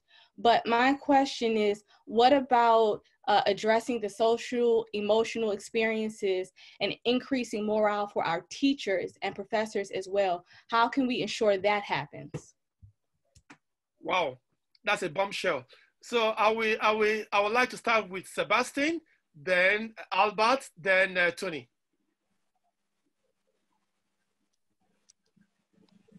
Yes, pandemic has caused mental health, and therefore we need also to come up with a psychosocial support.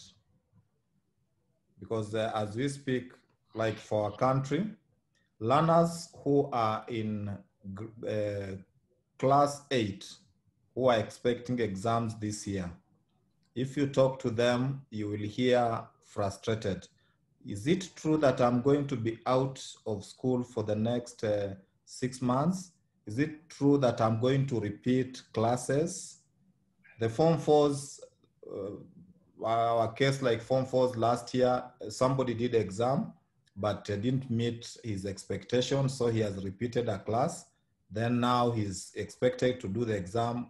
Now it will be 2 years. So we need also to come up with psychosocial support so that these learners are prepared and they are not mentally tortured. Thank you. All right, thank you very much. Dr. Albert, 1 minute. I think our students actually need psychological advice to adjust to the system on ground. And they have to put in extra effort to accommodate the new change. Thank you. All right, Dr. Tony, half a minute. 1 minute, please. I simply agree with what my co-panelists have just expressed. And the only thing I would add to it is, in my own experience, my own teaching at the university level, right as COVID struck and we moved online, I carve out a space at the beginning of each class just to address these social emotional challenges that they're experiencing. But of course, another point that is brought up here is the impacts that it has on educators. We're becoming conduits for a lot of the trauma that our students are experiencing. And the only answer I can give to that is I just think it's really important for us to continue to be in community, to carve out spaces like this where we can dialogue with each other and support each other. That's not a satisfying answer, but the reality is we need our own support networks as well. All right. Thank you. I'll just take 2 more questions and then I'll hand over to Dr. Tokwe to close the session. The 2 questions I want to take, they're actually from 2 different persons, but I want to see if I can integrate the 2 questions. One is talking about what is the practicality of running online lectures in Nigeria, considering the infrastructure development of the country. For instance, issue of internet challenge can be traumatic, and then the cost might be more than, what the average student can afford. So how can, people assess, the technology, looking at the infrastructure development as well as the cost? What are the mitigations? What should we put in place? Then the second question, which I also want people to address is that, it's talked about, I agree that post-COVID curriculum should be digitalized extensively. My concern is for the adult, poor and disadvantaged who may not have digital advantage. So now the first question talked about infrastructure and cost. And then now we're talking about those who don't even have the skills. So how do we address these issues? So if the panelists can take that question, and then we'll take 1 more round of questions and then we'll close. We can start with Dr. Tokwe and then Sebastian and then Tony. Dr. Albert, please. Yes, for me, I believe that the federal government... Okay, let me take it up, please. Let me answer this.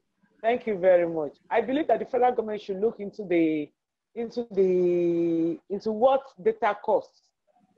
At least the price of data should be reduced so that it will be within the reach of the common man, so that we will be able to afford to connect. You know, when there is a problem, we shouldn't magnify the problem than necessary.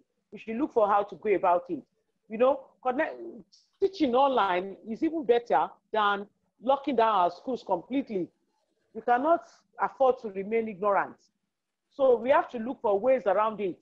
That if we have to teach online, we have to work around it. Then the issue of erratic internet connection and issues like that. Like I said, each university should be able to get their own broadband internet services. When we have this, it will reduce the bad reception we always have, and connection will be easier for both students and lecturers. Thank you. Okay, Mr. Sebastian?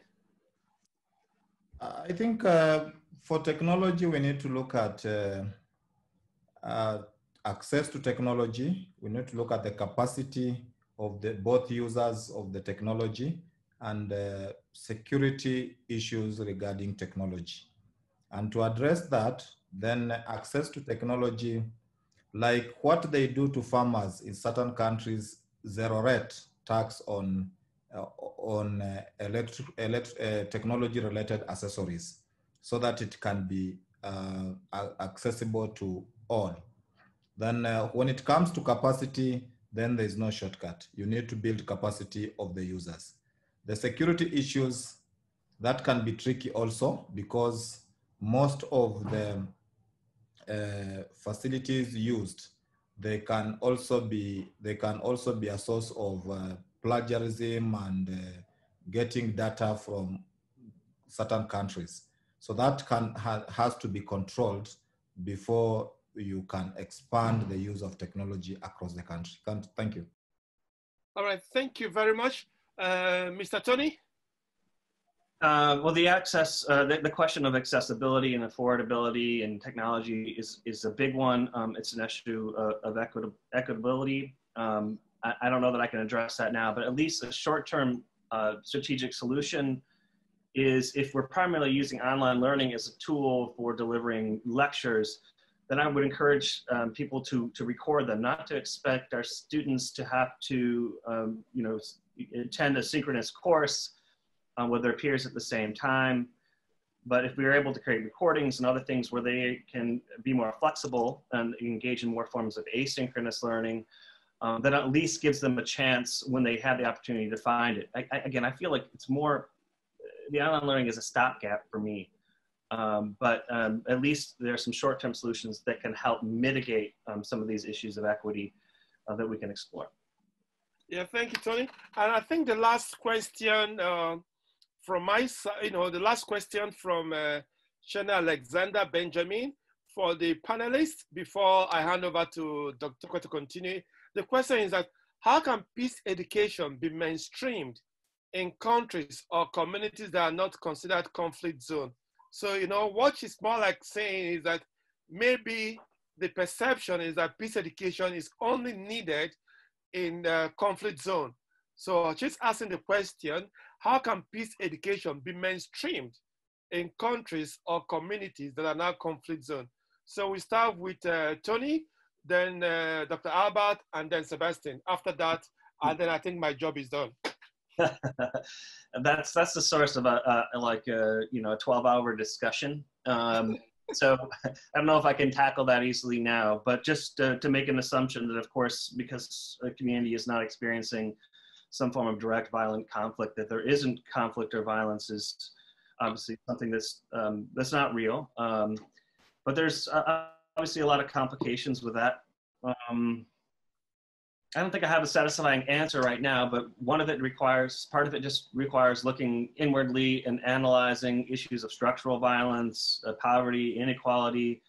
The United States, I could spend days trying to talk about the challenges of integrating peace education. We don't even talk about peace education here. It's sort of a non-starter. So part of the challenge is maybe finding inroads that are a little bit more open politically, So solutions in the US focus on things that are a bit more politically benign, like social emotional learning, conflict resolution skills, and finding things that are, again, maybe politically acceptable strategies for integrating and finding openings into the schools where we can find success. Thank you. Dr. Albert? I agree with Dr. Tony. Okay. Absolutely. Yeah. Thank you. Okay. Mr. Sebastian? It's not only when there is conflict that when there is conflict, that is when peace is not there. But we have circumstances where there is no conflict, but there is no peace. Yeah. And COVID has shown that, not only COVID-prone areas. And therefore, as a country, we have tried to entrench peace in our education curriculum so that peace education is part and parcel of curriculum. We also established peace clubs in our schools so that through peace clubs, learners can be taught life skills and other things concerning peace. That is the only way also we can ensure that peace education is achieved. Okay, thank you, Mr. Sebastian. I think with this, we've come to the end of the question and answer. Just, if I add my own take to that question, I think we need to distinguish between, when we talk about what is violence and about conflict. We have conflict every day, but conflict did not necessarily need to be violent. So at times when you talk about violence and you talk about conflict, there's that misunderstanding to think conflict and violence are one and the same thing. They are not. In essence, you need peace education in all our life. When you're educating for peace, you're looking at what are those structures? How do you rewrite in situation when you have disagreement? So we'll talk about conflict as a perception or when you have disagreement between parties. It can be based on anything. How do you handle those instances so it does not turn or lead to violence? So, Shona, for me, how do you mainstream peace education in communities and countries that are not considered as conflict zone? The truth of the matter is that every country has, some sort of conflict. You need to look at, just like Tony talked about, and Mr. Sebastian also talked about, issue of direct violence and structural violence. If you look at what's happening around the whole world, the whole concept of Black Lives Matter, people are saying it's leading to violence. But, people can look at it from the idea that there have been structural issues that has not been addressed. So those structural issues are now leading to the manifestation of the violence we are seeing in society or the conflict we are seeing in society. It can be conflict, it can be violence. It's an idea. So peace education can be mainstreamed in any community so that people can start addressing issues, which they see in the communities so that we don't get to violence. We can have conflict, but the conflict must not lead to violence. So peace education can be mainstream in the school curriculum. It can be mainstream in the communities where people start learning issue of tolerance. How do we tolerate one another? How do we respect one another? How do we even listen to one another? Because if we're able to listen to one another, then we're able to solve most of the problem we have. But I think most times we're all filled with our own ideas of how we think we're going to solve the problem. And at the end of the day, we're not listening. And if we don't listen, we can't solve the problem. So my feeling about your question, how peace education can be mainstream in countries or communities that are not considered conflict zone, it's just the same way you mainstream peace education in countries that are violence prone. People need to start understanding there's the need for it, the awareness. People need to be trained on the skills for it. And then you need to talk about what do you need to learn. You need to start learning about tolerance. You need to start learning about consideration for others. You need to learn about empathy. So these are all issues or skills and qualities which peace education teaches people. When you're able to have empathy for others, then you put yourself in the shoes of the other person and try to understand what the other person is going through. If you're able to understand what the other person is going through, then there's a possibility that you'll be able to, you know, appreciate what they're doing and not judge them from your own mindset. So from me, thank you very much, everybody, for this lively session. I hand over to Dr. Tokwe to continue. Dr. Tokwe, please. Thank you very much, Collins. I want to thank all the people that have contributed. Now I'm talking about the panelists and the members of the participants generally. I want to say that I am quite sure that all of us are living better than we came because we have acquired more knowledge.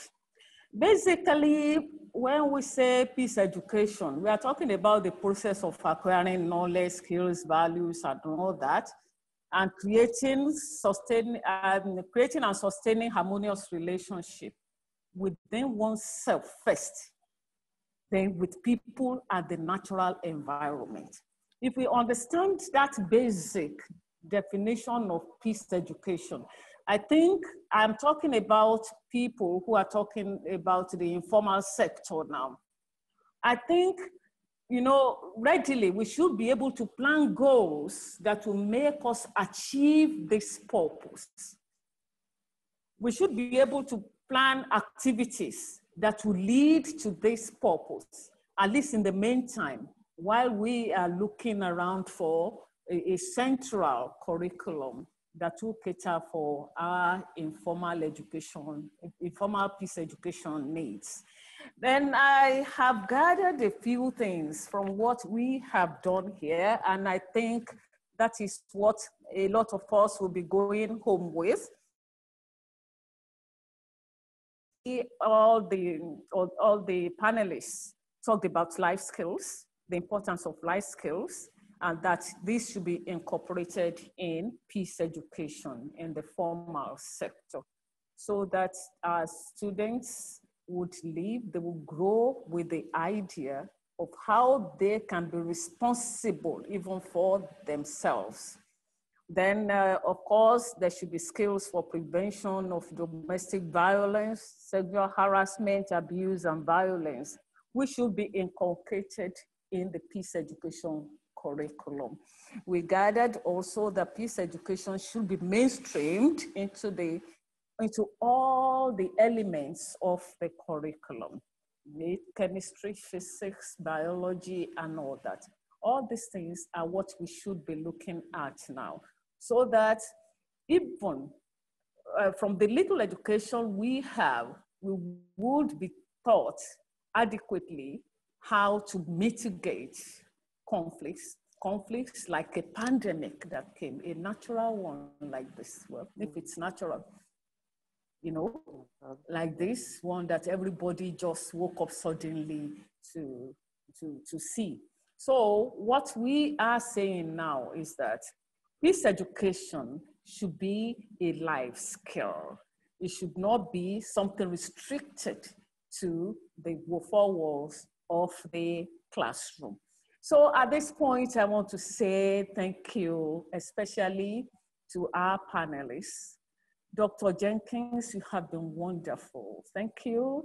We were with you as you took us around the world, you know, talking about peace education and how COVID-19 has affected several countries. Thank you very much. God bless you. We want to appreciate Dr. Albert too, who has, in fact, thank you very much, madam, because you have opened our eyes to some ways of coping with this COVID-19 disruption into the school system. And we know now that there are so many ways we can cope with them and how we can mainstream our curriculum into the new normal. And then, of course, Mr. Owanga, Sebastian from Kenya. Thank you very much. We appreciate the insights you have given. And I think some of these are things we can try to replicate even in our own system here. Thank you.